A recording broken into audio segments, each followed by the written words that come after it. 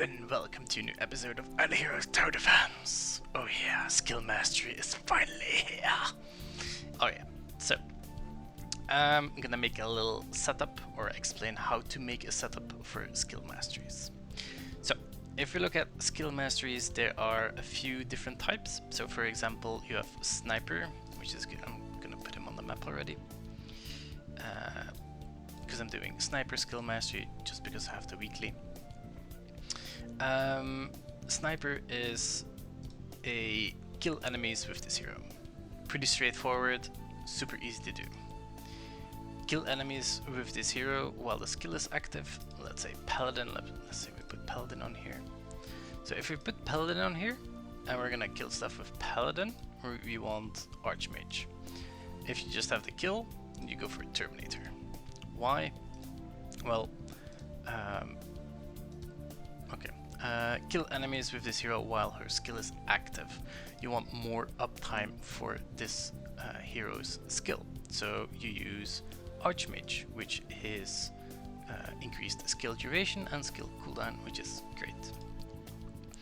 Now, there are some others. There are, for example, Spell Dancer, which is a buff, so buff nearby enemy heroes. You have Rogue, kill with it this hero's aura, and then there is, for example, Arbalest, tag enemies with this hero's skill, which is pretty straightforward. And then there's also Elementalist, confuse enemies with this hero skill, so it's basically use the debuff. As you can see, I haven't done Elementalist at all yet. It's because I think it's not the most efficient way to do debuffers first. Because it's just not the fastest in my opinion. That's why I focused on some others. So let's say we're doing Druid. As you can see, you want Druid on EXP Factory because your skill buff nearby heroes with this hero skill, right? If let's say we go for Terminator, then you can see that his skill is 21 seconds. If you go XP Factory is 16 seconds. Those extra 5 seconds that you lose, you'll have so much more uptime, which is amazing. As you can see, Druid is not the most rangeable, but he will reach everything. So here is probably like the best spots for buffers. In the middle is probably the best, but this will also work. I'm gonna put like 1, 2, there we go, all on EXP Factory and all on skill support. Then you have taggers, for example Archer. I'm gonna put 2 archers. You can put 1 tagger of each, for example 1 archer, 1 hunter, 1 arbalest, but I think that 2 is like the best. 3 is too much because sometimes you don't tag because there's not enough enemies to tag. You can only tag an enemy once, so yeah. What I also like to do, and doesn't matter for what setup is, but have a Warlock here, because Warlock is an amazing guy because he has skill cooldown. There you go. All heroes within range gain 50% skill cooldown, which is increased, and then all heroes within range gain X amount of instant cooldown, which is amazing. That's something you really want. I'm not actually sure if he's going to reach everything here, but it's fine if it doesn't. So Rogue, I'm gonna put Sovereign here as well because I'm leveling those. Basically the auras just like kill within the aura. You have to make sure that they cover everything here. So for example Witch, there we go. I like to do a mix of everything because why not? But auras do level fastest, I believe, especially when you have the enemy spawn speed perk, well, mastery upgrade, that goes insanely fast. Let me press here. Spells, you want to use Time Warp, Hawkeye, Accelerate. That's it. You don't need to use anything more.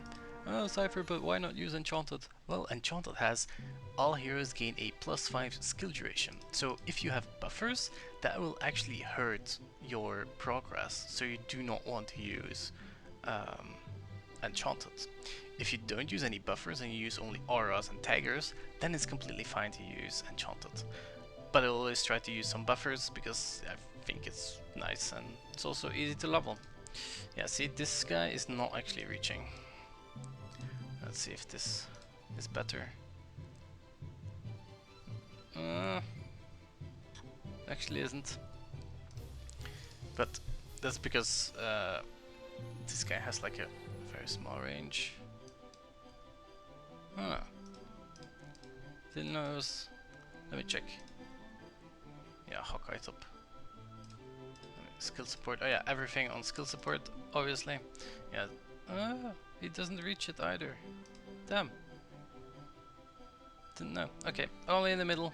That's great. Warlock does though. Why does Warlock?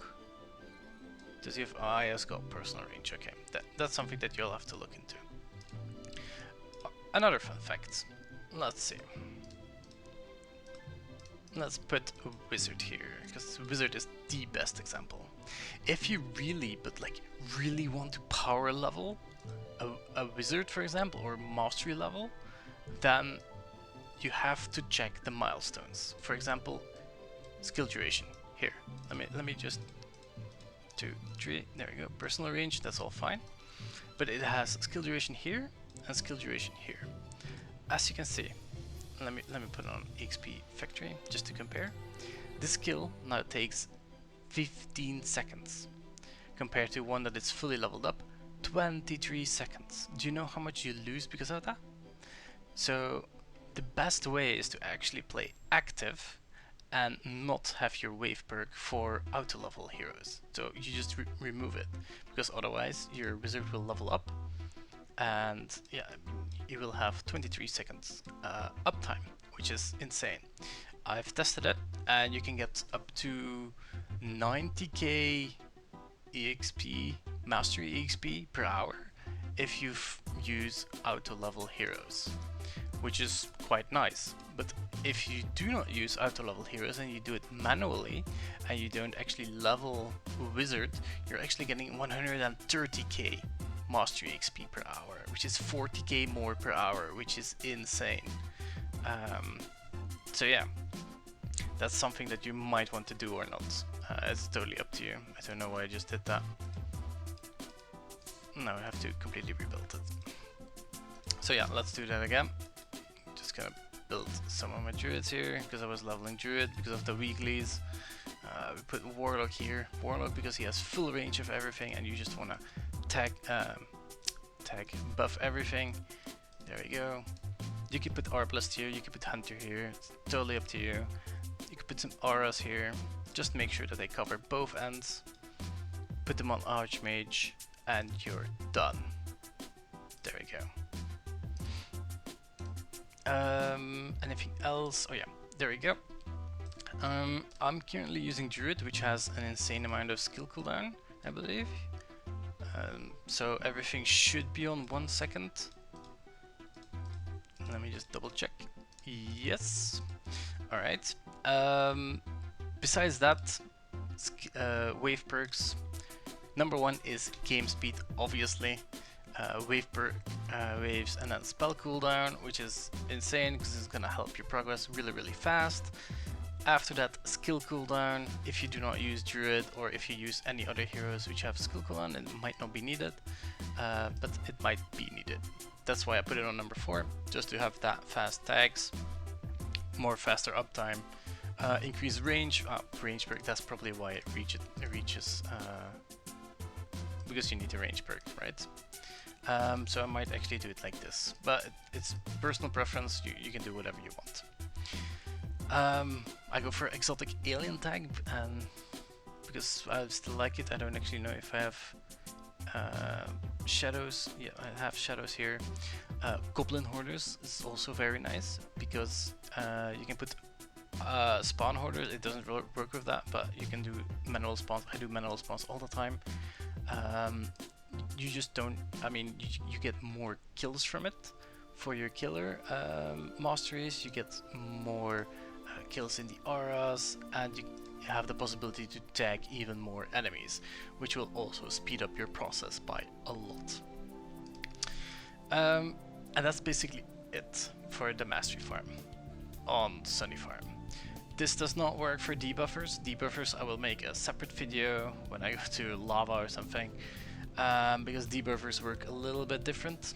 Debuffers are a bit more of a pain in the ass to level, because for example, teleport enemies with this hero skill, you can teleport only up to 5 enemies and then they're immune, so it doesn't count if they're immune, but they will get, like, for example, confused or stunned at the same time, which will like delay the process of them being killed, which makes it so much harder to level. And that's why I didn't go for leveling debuffers. I just went for auras. Auras are the fastest there are, especially when you focus your mastery points into enemy spawn speed first. You will get so many mastery points so fast, it's insane. That's what you have to do. Then go for taggers and then go for buffers. That's basically what I did. Crusader is also very nice to level, but you will need to make like a slow farm for it, which will happen on lava, and then you can level your debuffers, which is also fine, but it will be a tremendously slow process to level your debuffers compared to anything else. That's why I would recommend leveling your auras first and your killers. Get all the killers to like level 1 mastery, because it's easy mastery points. You can do some extra overnight, but that's basically it. There we go. Oh, Totem Berserker. Yeah, let's see how that's gonna work. That's basically it for my mastery farm. I hope that kind of explains the process a little bit about how to build like a mastery farm. You can put anything on here as long as you like fulfill the requirements. So yeah, I wish you guys good luck, enjoy the update, and see you guys next time.